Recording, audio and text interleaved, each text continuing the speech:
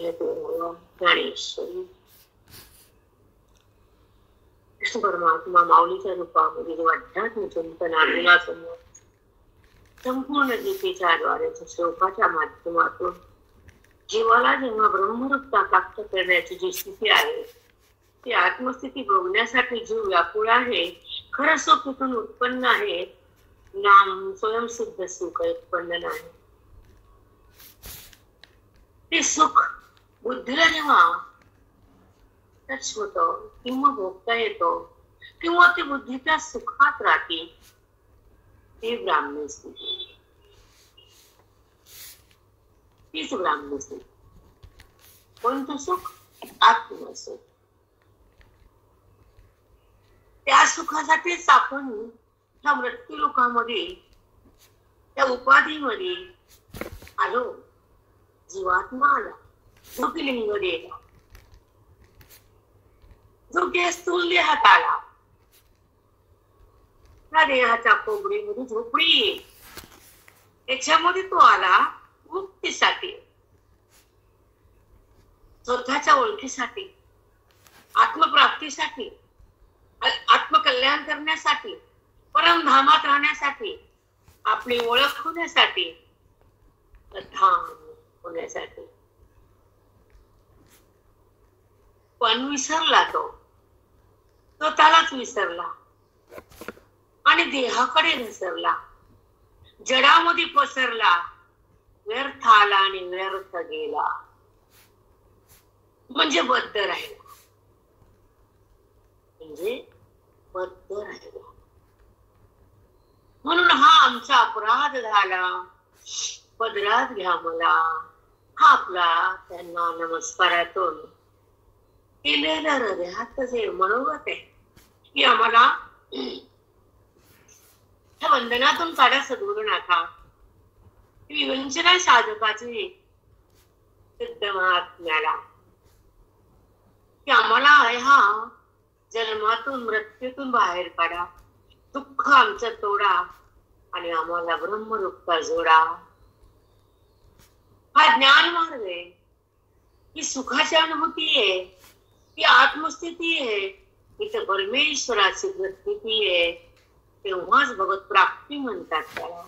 या स्थितीला भगवंताची प्राप्ती झाली असं म्हणतात.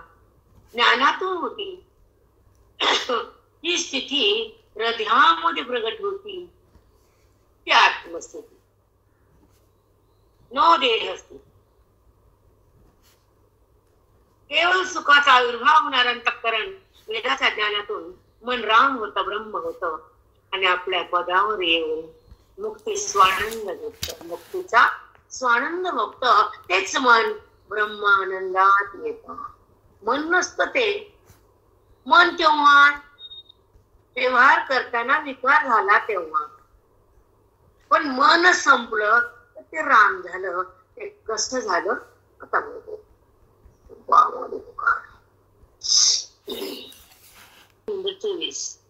ध्यानेनात्मनि पश्यते, ध्यानेनात्मनि पश्यन्ते ये जीवात्मनात्मना. अन्यसांख्येन योगेन कर्मयोगेन चापरे अन्यत्वेवमजानन्त श्रुत्वा निभ्य उपासते तेऽपि जानन्ति तदेव मृत्युं श्रुत्वा पराय. भगवंत कृष्ण परमात्मा भगवंत अर्जुनाला त्या अध्यायाच्या श्लोकातून सांगताना की मला कसे प्राप्त करतात, कोणत्या कोणत्या मार्गाने माझ्याकडे येतात ते मार्ग मी तुला सांगतो, तू ऐक लक्ष देऊन आणि तसंच तू माझ्याकडे ये असं भगवंत बोलतात. तर ध्यानेन आत्मनि पश्यन्ति, पश्यन्ति म्हणजे मला पाहतात किंवा तुमच्या भाषेत जाणतात. बुद्धीच्या माध्यमातून मला जाणणं म्हणजे अर्थ त्याला पाहणं भगवंताला. ते चर्मचक्षुनं नाही, बुद्धीच्या डोळ्यानं. जेव्हा बुद्धीच्या डोळ्या भगवंताला पाहू लागतो तर ते अभिमान, देहाचा अभिमान जळू लागतो. हे लक्षात ठेवायचे वाक्य. चिंतनामध्ये चित्त जागृत ठेवायचं, तर अज्ञान भस्म होतं चित्तातलं. त्या काही खुणा असतात श्रवणाच्या, त्या अवगत करायच्या. चिंतन करता करता ज्या चित्तामध्ये पापाची घाण असते ती धुवून जाते, दोष पुसून जातो, अभिमान सांडला जातो आणि भगवंत एकरूप होतो बुद्धीशी. त्या जडाशी नाही, देहाशी एकरूप बसायला पण खोट्याशी. जिथं बुद्धी जाणीव आहे ना, बुद्धीमध्ये जडाला जाणीव नाहीये, कारण ते स्वतः जड आहे, शून्य आहे. स्थूल देह लिंग देह डिपेंड आहे, अवलंबून आहे. म्हणून तेच मन, तीच बुद्धी श्रवणाच्या माध्यमातून, ध्यानाच्या माध्यमातून, कर्माच्या माध्यमातून जेव्हा ती निष्काम कर्मयोग बनतो, तर ती बुद्धी शुद्ध होते आणि उपासनेच्या द्वारे आणि श्रवणाच्या माध्यमातून माझ्याशी तदाकार. कोणी ध्यान लावून ध्यानाच्या माध्यमातून त्या बुद्धीला माझा ध्यान योग प्राप्त होतो आणि बुद्धी माझं सुख घेऊ लागते, त्याला योग म्हणतात, ध्यान योग. इंद्रियाला दमन करून, मनाला स्थिर करून, श्वासाचं नियमन करून तेव्हा ध्यान लागतं. तेव्हा त्या ध्यानाच्या शक्तीनं माझी स्थिती त्याला बघता येते. पण ध्यान संपलं की बुद्धी बाजूला आणि मी बाजूला.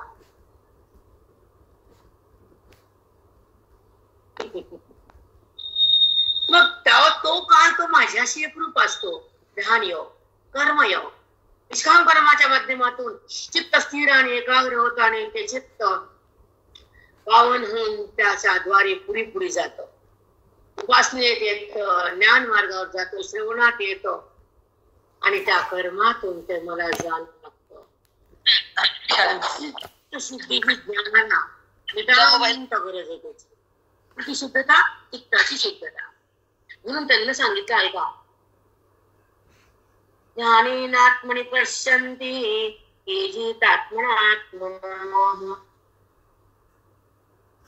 अन्य सांख्येन योगेन कर्मयोगेन चापरे. कोणी सांख्य योगाच्या माध्यमातून प्रकृती पुरुषाच्या बोधातून प्रकृतीचा वाद करून पुरुषाचा आविष्कार तयार करून त्या सांख्य योगातून विवेकाची उत्पत्ती होऊन सत्ताचं सार मान ग्रहण करतो आणि असताना त्यागून सत्ताकडे येतो आणि सतरूप होतं, तो परमात्म्यामध्ये एकरूप होतं. तेव्हा ते चित्त बुद्धी तन्मय होतं आणि माझ्यात मिसळून जाते. कारण त्या सांख्य योगाचं बल असे की ती बुद्धी माझ्यात तद्रूप होती. मग सांख्य योगेन पुन्हा कर्मयोगेन चापरे, कर्मयोगाच्या माध्यमातून कुणी माझ्याकडे येतो. सांख्य योगाने मला कुणी प्राप्त करून घेतो. माझ्याकडे येणं आणि प्राप्त होणं हे सुद्धा कळत नाही तुम्हाला, डिफरन्सच कळत नाही. मला का सांगितलं मी, धसकट काढले शेतातले, झालं का? ती म्हणते सगळं झालं. आत्ताशी धसकट गेले शेतातले, पुन्हा पाणी टाकायचं, बी पेरायचं, वाफे करायचे आणि ते अंकुर उगवायचा आणि ते बियाचा अंकुर उंच व्हायचा, त्याला पुन्हा तोर यायचा आणि फवारणी व्हायची आणि मग फळाची उत्पत्ती. सोपं वाटलं काय तुम्हाला? नांगरले ते झालं, वारे नांगरले, दसकट काढले, फक्त मध्ये बसलेले गच्च, तसं बुद्धी देहात बसलेली दसकट ती बाजूला काढली. तिला ज्ञान कोणी पाजलं? मग नाही द्यायचं का ज्ञान? नाही करायचं का निराकार? तिला नाही आणायचं, तिला बोधाचं पाणी द्यायचं की नाही? जे धसकट जमिनीला घट्ट पकडते तसे बुद्धी धसकट देहाला पकडती, तिला फक्त बाजूला केलं. पण ज्ञान कोणी दिलं? मग किती अवघड आहे बाबा. समजलं की नाही?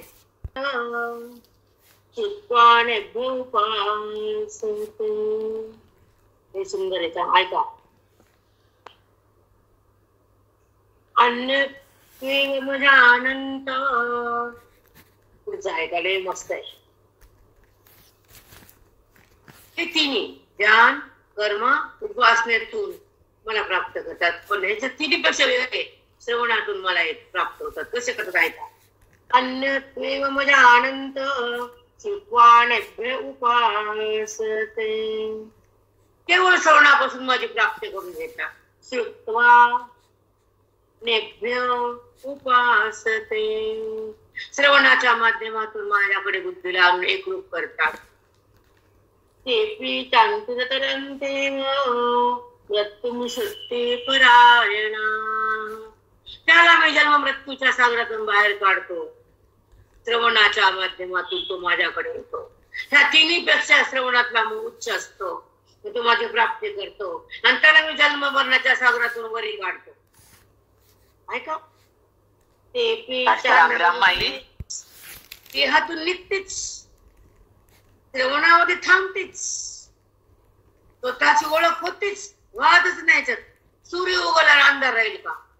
श्रवणामध्ये आल्यावर बंधन राहील का? मी कोण कळल्यावर मोह येईल का? माऊली भेटल्यावर मन देहाकडे जाईल का? समजून नाही बाप्पा. माई पडदा काढा ना. कसबटा विचाराचा अगिटा आत्मानात्मा निकटा कुठे देवने. कोणी आहे कसबटा? एखादा कोणी काय करतो? माझ्या प्राप्तीसाठी काय करतो? आत्मानात्मा निकटा कुठे देवने. कुणी एखादा काय करतो? विचाराचा प्रयत्न करून, विवेकाला धारण करून, श्रवणाचा जास्त अवलंबन करून, आत्मानात्म्याचा विवेचन करून बुद्धीला अनात्म्यातून बाजूला काढतो आणि ती आत्मरूपाच्या चिंतनातून बुद्धीला आत्मरूप करतो. तू सुंदर आहे बाबा. काय सांगू तुम्हाला. कोणी कसबटा विचाराचा अगिटा आत्मानात्मकिटा कुठे देऊनी. सत्यसही वाणी भेद सोडून या निर्विवाद. निवडती शुद्ध आपण पे. निवडती शुद्ध आपण पे. जे शुद्ध रूप आहे, आत्मरूप आहे आपलं आपण पे. आपण आपल्याला जाणणं म्हणजे आपण पे. निवडती शुद्ध आपण पे. विचाराच्या द्वारा श्रवणाच्या माध्यमातून बोधाच्या रस्त्यावरून बुद्धी जेव्हा शुद्ध होते, विवेकामध्ये प्रसन्न, विवेकाला जन्म देते, बुद्धीमध्ये विवेक राहतो आणि विवेकाची शक्ती बुद्धीला भगवंताकडे नेते. त्याला म्हणायचं आत्मानात्मक विवेका. तुम्ही ऐकता पण सोडून देता. रोज पाऊस पडते तुमच्यावर, पण तिथं राहून आपलं कल्याण करा बस एवढं सांगायचंय कळकळीचं.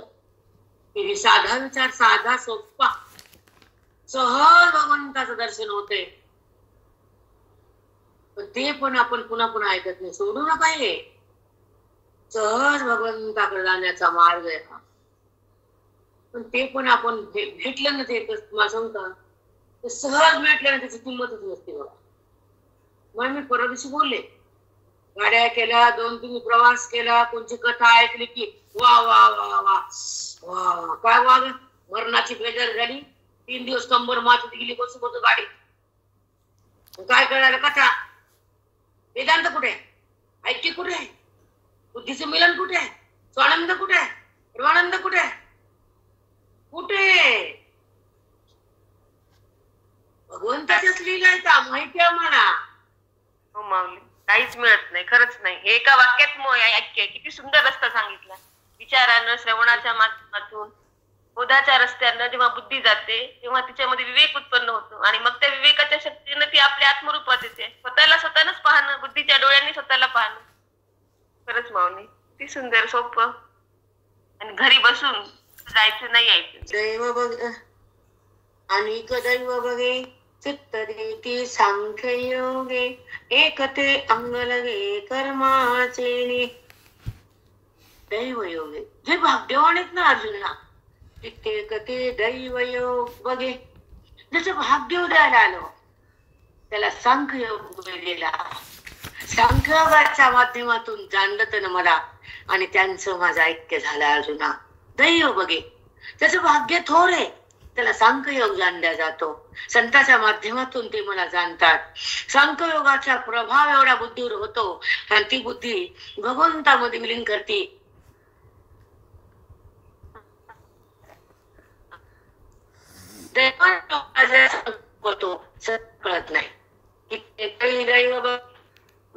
सुंदर आहे का. चित्त देती सांख्य योगे, ज्या चित्ताला सांख्य योगाच्या माध्यमातून चिंतन करून बुद्धी जेव्हा जागी होती आणि सांख्य योगाच्या विवेकातून माझ्याकडे येते आणि गुरुच्या संगतीमध्ये मला प्राप्त होते, तेव्हा ती अद्भुत माझं स्वरूप बघते आणि आनंद ते दैवाचे असतात. भाग्याचे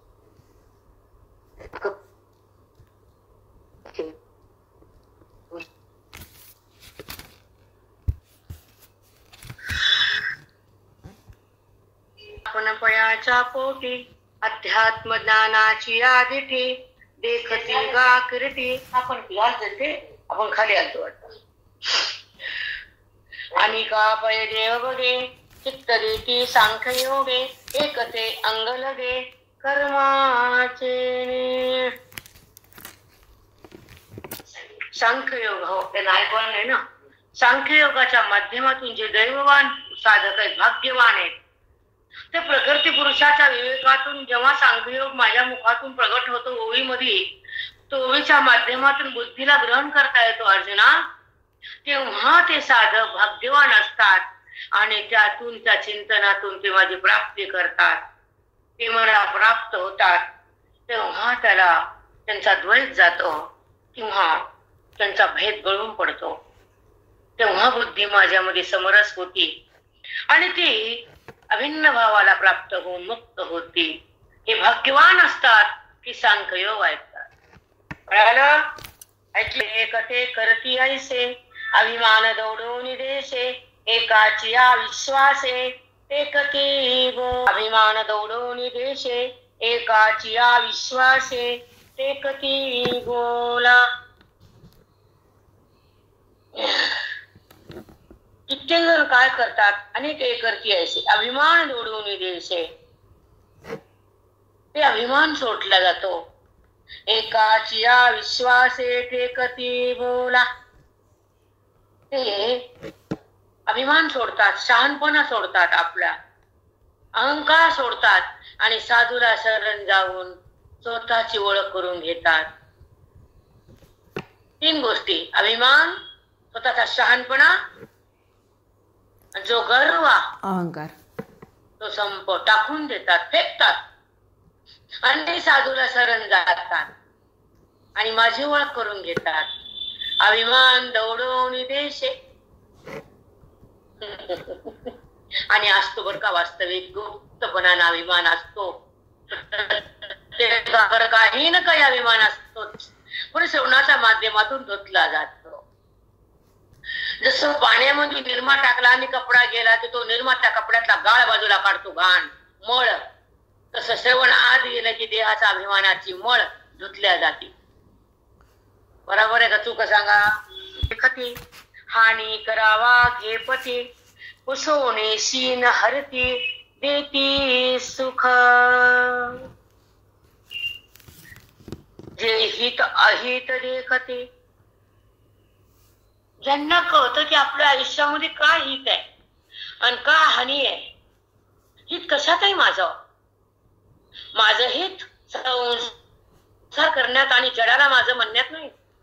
माझं हित सुख दुःख भोगण्यात नाही आणि माझं हित अज्ञान तसंच कायम ठेवण्यात नाही. माझं अहित आहे. जेव्हा अहित कशात ते कळतं, हित माहित होतं, तेव्हा ते बुद्धी जागी होती आणि साधूकडे शरण जाती, श्रवणामध्ये येती, पावन होती आणि मला जाणण्याला सुरुवात होती. तेव्हा ती मुक्तीच्या रस्त्याला येते. कशी होते ऐका आता. कवन घेपती, पुसोणी शीन हरती देती सुख.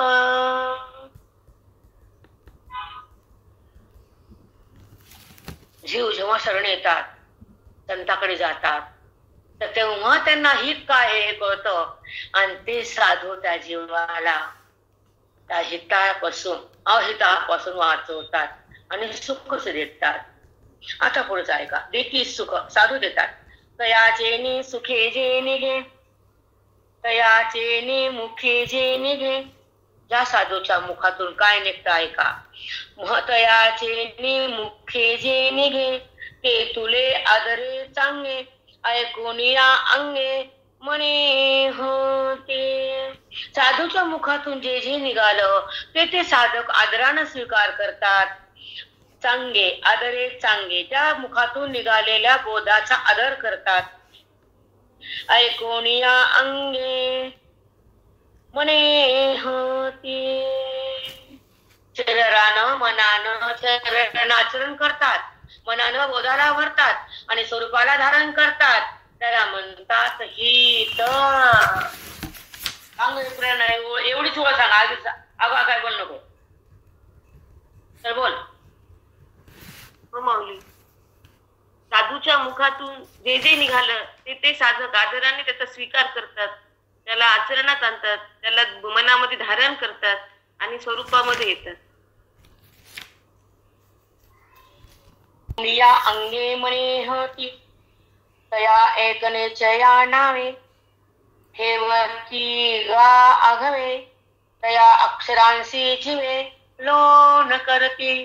तया अक्षरांशी जीवे लोन करती. मुखातून निघालेल्या अक्षराचा बोधाचा मनाशी संगम होतो आणि त्या बोधाला तो साधक जीव की प्राण ओवाळून डिंब लवून करून त्या बोधाला जीव प्राण ओवाळून फेकून देतो. म्हणजे जीवभाव संपवला जातो. त्या बोधावर असा तुटून पडतो. त्या बोधाला जीव आणि प्राण ओवाळून टाकतो. जीव प्राण बापरे बाप. त्या अक्षरांशी जीवे लोन करती. लिंब लोन करून जीव की प्राण त्या बोधाला तो जपतो आणि हा जीव प्राण ओवाळून टाकतो त्या बोधावरून. एवढं महत्व कुणाला वाटायला? जीवन प्राणन लिंब लोनन कोण करायला बाप्पा? 100चे 80, 80चे 60, 60 पोती बदलली आणखी 40 लोक येतात. आणि कशाचं लिंबन, कशाचं लोणन, कशाचं काय आलं 56 लिंक त्या बायकाच्या फोन मध्ये. चलू दे धंदा. चला कळालं की नाही?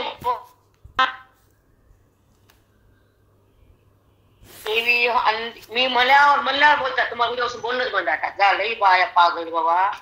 सांगा सांगा सांगा म्हणाले तुम्हाला ह्या पायांचा तुमच्या पाया पडायचं का मी रोज? कशासाठी? या मरणाची या समाजा पासून निघती ओजा गोमटिया. मग कपिंदोजा हे लोक या बोधातून जन्म मरणाच्या समुद्रातून बाहेर येतात. तर ऐका आता वाचून द्या किती. नका बोलू. तोंड बंद करा. मी तोंड बंद करते. या चतुर्विध प्रकारे जो मज मिळले पुरे काही नुरे. या चतुर्विध प्रकारे जो मज मिळले पुरे तयाही काही नुरे वक्तव्य गा. 4 प्रकाराने जे मला जाणतात आणि मला प्राप्त होतात त्याला बाकीचा भोग काही उरत नाही. तो माझ्यामध्ये एक असतो. त्याला फक्त सुखाचा भोग असतो. एने एने प्रकारे निस्तरती साचोकारे हे भव गाऊरे अवघेची. एने एने प्रकारे अशा निराळ्या प्रकाराने त्या संपूर्ण त्या विश्वास जे रूप आहे दिसलेला भ्रम मी त्याला बाजूला काढतो आणि त्या बुद्धीला खरं दाखवतो. हे भव काऊरे अवघेची. मग हे काय होतं? ह्या भवसागरातून संशयानं माझ्याकडे येतात. ऐसे हे उपाय असे नाना प्रकारचा उपाय मी त्यांना देतो. बहुवस एथ पाहे जाणावया होय एक वस्तू. एक ब्रह्मरूप वस्तू सांगण्यासाठी नाना उपाय मी त्याला सांगितले. आता ऐसे हे बहुत हे सर्वार्थाचे मथित सिद्धांत नवनीत देऊ तुझ परी. हे आता पुरे हे बहुत. आता तर मी वर्णन सांगणं बोलणं पुरं करतो आणि तुला जे सिद्धांताचं नवनीत म्हणजे लोणी तुझ्या हातात देतो. सिद्धांतामध्ये ज्या भगवंताचं रूप प्रगट करून बुद्धीमध्ये जेव्हा प्रस्थापित केलं जातं आणि तो बोध त्या बुद्धीमध्ये अवगत होतो आणि परमात्मा बुद्धीशी समरस होतो त्याला म्हणतात सिद्धांत नवनीत देऊ तुझ. चला पुढं. एतुणी पन्नुसुता अनुभव लहाना आयता एरतव तुझ होता सायास नाही. एवढं तुला मी अनुभव तुला सहज आणून देतो. ऐका अनुभवला ना ऐता तीरत्व तुझ होता सायास नाही. मग तुला अनुभव आल्यावर त्या नाना प्रकारचे श्रवणाचे कष्ट सहन करावे लागत नाही, सायास पडत नाही. म्हणून ते बुद्धी रचू मतवाद हे खाचू सोली व निर्वचू फलार्थाची. म्हणून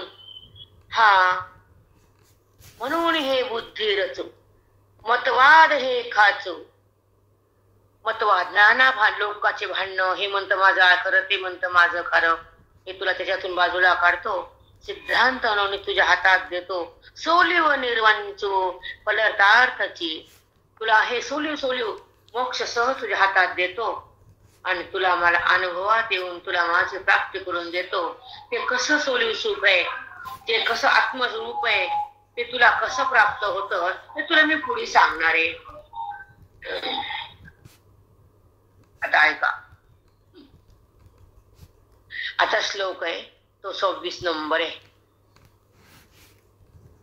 यावत् संजायते किंचित सत्वं स्थावर जंगमं क्षेत्र क्षेत्रज्ञ संयोगात् तत्विद्धि भरतर्षभ.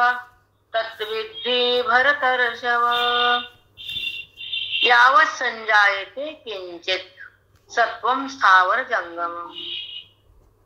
अर्जुना, स्थावर जंगम हे सगळं सजीव निर्जीव हे तुला भूतसृष्टी जी दिसते कशी प्रगट होती, कशी दिसते, कशी ती असते, त्याला कोण प्रगट करतो हे तुला मी सांगतो. स्थावर जंगमं क्षेत्र क्षेत्र संयोगात तत्विद्धि भरतर्षभ. क्षेत्र आणि क्षेत्रज्ञाच्या संबंधाने हे स्थावर जंगम स्थूल जड हे प्राणी चेतन हे सगळे उत्पन्न होतात. त्याला कारण क्षेत्र क्षेत्रज्ञाचा संयोग संबंध. त्यामुळे भूतसृष्टी स्थावर जंगम तुला दिसते. म्हणून तिथं क्षेत्र क्षेत्रज्ञच असते, बाकी काहीच नसते. मला म्हणायची गरज नाही. रांचा मेळी होई जे भूता सकळी या एरांचा मेळी. अर्जुन, ही भूतसृष्टी जेव्हा उत्पन्न होती प्रगट होती ह्या दोघाच्या संबंधानं होती. एराचा मेळी होई जे भूती सकळी. क्षेत्र आणि क्षेत्रज्ञाच्या संयोगाने ही भूतसृष्टी उत्पन्न होती. तो क्षेत्रज्ञ म्हणजे मी आहे आणि क्षेत्र म्हणजे ही प्रकृती आहे. तू समजून घे अर्जुना, तिथं तू कोण आहेस सांग. आहे का तुला जागा? मग तू का माझं म्हणतो देहाला? या दोघाच्या संबंधानं भूतसृष्टी आहे हे तुला मी सांगतोय अर्जुना. अनिल संगे जणी कल्लोळ जैसे. अनिल संगे पाण्याचा वेग जेव्हा पाण्यात लागतो, हवेचा वेग पाण्याला स्पर्श होतो तर तेच पाणी लाटवंत. तसं ही प्रकृती पुरुषाचा संयोग होतो, क्षेत्रक्षेत्राचा संबंध होतो, तेव्हा जगताला आकार प्रगट होतो. तिथं फक्त क्षेत्र क्षेत्रज्ञ असतो, कुणीही नसतं.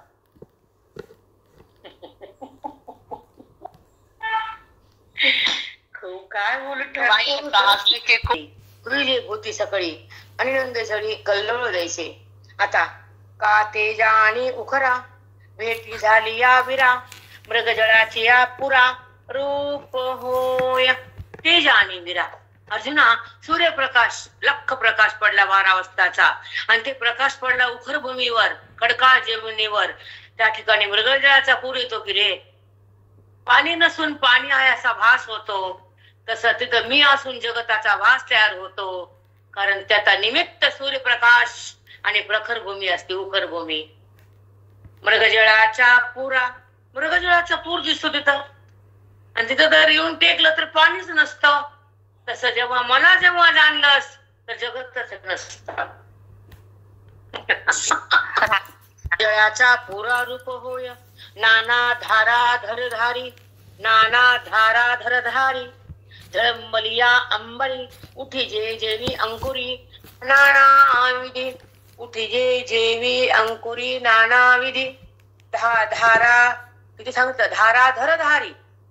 आकाशातून पडलेल्या मेघाच्या धारा नाना जरी असल्या, अनेक धारा पृथ्वीमध्ये पडतात. धरधारी पृथ्वीने धारा धारण केल्या. पाणी आणि पृथ्वी एक झालं, दोघांचा संगम झाला, अनेक अंकुर फुटले. तसं क्षेत्र क्षेत्रज्ञाचा संयोग झाला, अनेक जीव प्रगट झाले. सेम सेम नाना सृष्टी भूतसृष्टी तयार झाली. खूप सुंदर. हॅलो, अशी अवस्था करून सोडते तुमची, पण फक्त लक्ष द्या, अभ्यास करा. हो माऊली. आणि ओवी बोलायली इथं मन संपून चाललं बेटा. त्या मनामध्ये फक्त बोध आहे आणि बोधानं मनाची समाप्ती आहे. मन म्हणजे अविद्येची एक वस्तू आहे आणि अविद्या त्या बोधानं मरून जातीये. कुठे मन आहे? नाही माऊली, नाही नाही. मन काय बोलले? मनामध्ये बोध आला तर मनाची समाप्ती होते. अविद्येचं मन आहे आणि त्या मनाची समाप्ती बोधामुळे आहे. एवढ्या बोधात ताकद ते बेटा. हो माऊली, हो. खूप खूप ताकद आहे, खूपच. गुरुमुखातल्या गुरुच्या मुखाची पावर, ती पावर त्या मनामध्ये थांबल्या जाते. बोध मनात साठल्या जातो आणि मनातलं अज्ञान आटल्या जातं. मन भस्म होतं, राम प्रगट होतो. मन कुठे देतं? मन कामून मन कार्य करताना जाणण्याचं. आणि मन हे वायूच, वायू हे भूत आहे आणि भूत हे खोट आहे. भूतामध्ये कार्य करायची शक्ती नाहीये, भूत जड आहे. मग जडाला का कळतं? जडामध्ये तो असतो, त्याची व्याप्ती आहे. मग ते भूत संपत आणि त्याची व्याप्ती प्रगट होती, ती परमात्म्याची स्थिती. हरिओम. हरिओम. शक्ती म्हणजे बोध आहे. तो बोध जेव्हा मनात साठतो तेव्हा अज्ञान आटतं, मन भस्म होतं, त्या मनामध्ये राम प्रगटतो. मन हे वायूच आहे आणि वायू हा पंचमहाभूत आहे आणि ते भूत तर जड आहे, पण त्या जडामध्ये तो व्याप्त आहे म्हणून ते त्याची शक्ती आहे. पण ते भूत कार्य संपलं आणि व्यापक सत्ता प्रगट झाली, ती खरी परमात्मा स्थिती आहे. ही बोधाची ताकद आहे माऊली, ब्रह्मज्ञानाची शक्ती आहे. अष्टांग दंडवत. म्हणजे सखोल जातो ते तुम्हाला सांगावं लागतं किती पाप आहे आमचं. हा बोध जो सखोल केला जातो, हे शब्द आम्ही कधी ऐकले नाही, कधी माहित नाही. बापाला 100 रुपये पगार, 1000 रुपये आणि पोरग जन्मल्या, 2-4 पोरी झाल्या, बापाचं प्रमोशन झालं, पगार लाख. 1000ची पगार लाख. त्या बापानं फक्त 1000 बघितले, आता जवळ लाख आले आणि पुन्हा कोटी झाले लाखाचे. हे भाग्य पोरीचं बापाचं नाही, हे भाग्य साधकाचं आमचं नाही. खरंच आहे आमचं. चराचर गवे जे काही जीव येणे नावे, हे चराचर गवे. ईश्वर आणि अचर, जड आणि चेतन. जड म्हणजे पर्वत, स्थावर, जंगम, पर्वत, पृथ्वी, हे सगळे भूत आहेत ना, जड. आणि त्याच्यामध्ये हा प्राणी, जीव प्राणी खूप आहेत ना, नाना योनी. हे चराचर अगवे. ऐका, लय मस्त आहे. जे काही जीव येणे नावे, त्याला जीव नावानं पण ह्या चराचर सृष्टीतल्या प्राण्याला हो आलं देवा. ते तो उभय योगे संभवे ऐसे जाण, ते तो उभय योगे संभवे ते तो जाण. जे जीवसृष्टी प्राणी सजीव निर्जीव दिसतात, उभय योगे, उभय म्हणजे दोघाचा संबंधानं, दोघं म्हणजे क्षेत्रज्ञ प्रकृती पुरुष, याच्या संबंधानं हे सगळं संभवतं, म्हणजे दिसतं. हे तू जाणून घे तर तुम्हाला प्राप्त होशील अर्जुना. काय सांगावं देवानं, काय उपकार माऊलीचे, वेदाचे, कृष्ण परमात्म्याचे, काय उपकार आहे आपल्यावर. काय कळायचं का आपल्याला, कशाच्या संयोगानं काय होतं, जीव कसा उत्पन्न होतो. तिथे तुम्हाला आहे का स्थान? मी कशाला म्हणायचं आता इथं, तुमची मी कुठे आहे? कुठंच नाही बेटा. हे दोघाच्या संयोगानं ही जीवसृष्टी प्रगट होती. उभयोगे ते तू जाण. उभय योगे, उभय म्हणजे दोन, दोन म्हणजे क्षेत्र आणि क्षेत्रज्ञ. क्षेत्र म्हणजे प्रकृती, क्षेत्रज्ञ म्हणजे पुरुष. ह्या दोघांचा संबंध होतो आणि ही भूतसृष्टी उत्पन्न होती. मग तेव्हा तू क्षेत्रज्ञ आहेस, क्षेत्र नाहीस. रामकृष्ण. प्रकृती आणि पुरुष त्याच्यातही प्रकृती खोटीच आहे. तर ते दोघांच्या संयोगात छान सांगायले, हळूहळू समजावून सांगायले. आधी 4 सांगितले, पुन्हा 2 सांगितले आणि आता 2तून एकच उरणार नाही शेवटी. आता तर ते माऊली किती छान आहे मार्ग. ऐकत कुठलं कर्म करायचं काम नाही आम्हाला, कुठलं ध्यान योग लावायचं काम नाही, काहीच करायचं नाही. आयता हातात मोक्ष आहे. श्रवणाची माझी मोक्ष ठेवला असे आयता आहे. तुमचं फक्त एक श्रवण केलं होते, फक्त तो अधिकारी पाहिजे आणि सर्वांगाचे कान करावं लागते. या 2 कानांनी नाही होत. 2 कान नाही, सर्वांगाचा कान. आता काय म्हणलं सोडून जात आहे कानाची अर्जुना. क्षेत्रज्ञ प्रधाना पासून न होती भिन्ना भूत व्यक्ती. क्षेत्रज्ञ प्रधाना पासून न होती भिन्ना भूत व्यक्ती सृष्टी. बापरे अर्जुना, क्षेत्रज्ञ प्रधाना ह्या दोन्ही मध्ये कोण श्रेष्ठ आहे? क्षेत्रज्ञ. क्षेत्र दिसून नाहीये आणि क्षेत्रज्ञ अस्तित्व आहे आणि तो श्रेष्ठ आहे. पासून न होती भिन्ना भूत व्यक्ती. ह्या क्षेत्रज्ञापासून ही भूतसृष्टी कधीच भिन्न नसती, अभिन्न असती, कारण तो सृष्टी बनलाय. कुठं सृष्टी भिन्न राहिली? विवर्तवाद. आता बोल ग, आता मी थांबते. चल बाकीच्या नाही आहे आणि क्षेत्रज्ञ श्रेष्ठ आहे, अस्तित्व त्याचंच आहे आणि त्या क्षेत्रज्ञापासून भूतसृष्टी भिन्न नाहीच. आपण त्याच्याशी अभिन्नच आहोत.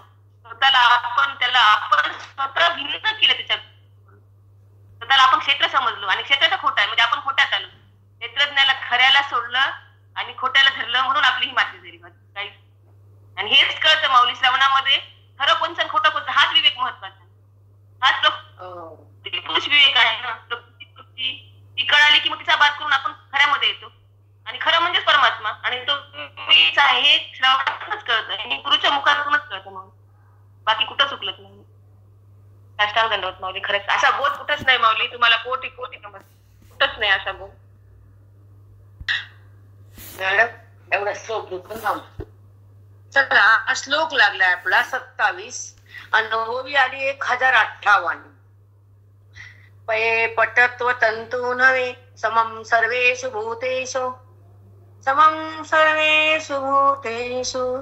तिष्ठन्तं परमेश्वरं विनश्यत्तं सविनश्यन्तं यः पश्यति स पश्यति. बापरे बाप. मी सांगते तुम्हाला हमेशा मी कबूल करते 1000दा.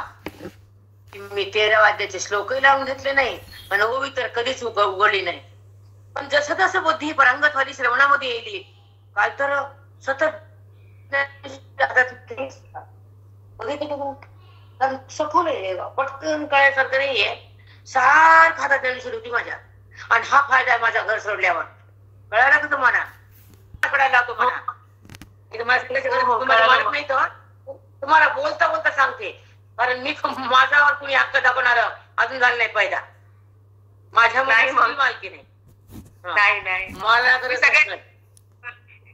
तुम्ही सगळ्या जगात काल हे सप्पसिद्ध हे श्लोक माझे मी बसले हातात सगळं ऐकते तर म्हणजे मला काही गरजच नाही, भानगडत नाही काही. आणि मग हा विषय मला आवडायला लागला. सोडूच वाटत नाही. सॉरी बाप्पा बाप्पा बाप्पा. तुम्हाला सांग मी कधी ठेवली खाली माझ्या पाठीला कळ लागली. शेवटी ताट झाली मी बांबू सारखी. अरे म्हणलं कचरा सोडून द्या बाजूला. हे कळ लागले आता, कारण एवढे घंटे बसणं सोपं नाही. ठेवून दिली बाजूला आणि समजा ना तूच वाटत ना. पण जेव्हा ते शरीर झाड दगड हालताच येईन मला. कळ लागली मला आता सोडा दे बाबा, काही खरं नाही. हालताच येईन झालं मला.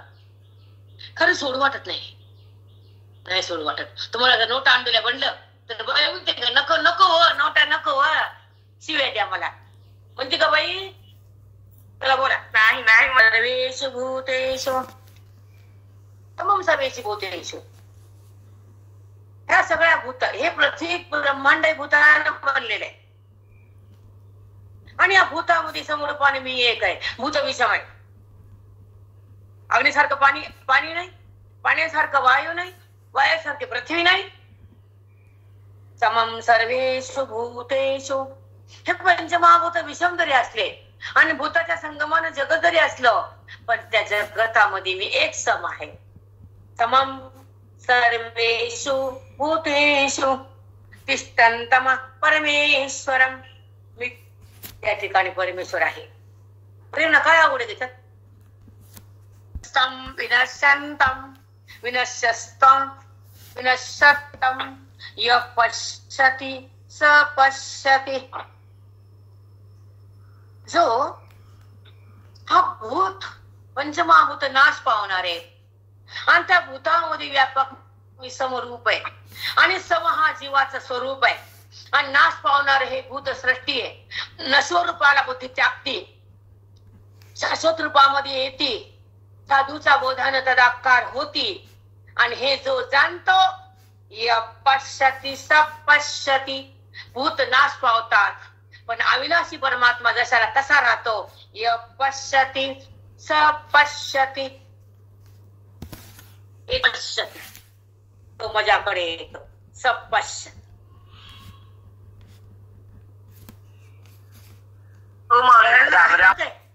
पण डोळा नाही म्हणून बोलावं लागतं.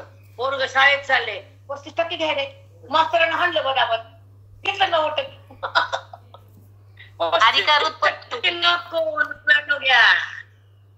ज्ञानेश्वरी पटत्व तंतू नव्हे तरी तंतूच ते आहे. ऐशी खोली डोळा पाहे ऐक्य हे गा. आता आपण थांबू, संवाद झाले. तंतू डोळा पाहे ऐक्य हे गा. मला सिद्धांत पडून द्यायचा, याच्यावर खूप बोलायचंय. मी थांबते आता. मॅडम दुपारी विचारचे ओवे येतात. श्री गुरु ज्ञानदेव तुकाराम पंढरीनाथ भगवान की जय. माऊली ज्ञानेश्वर महाराज की जय.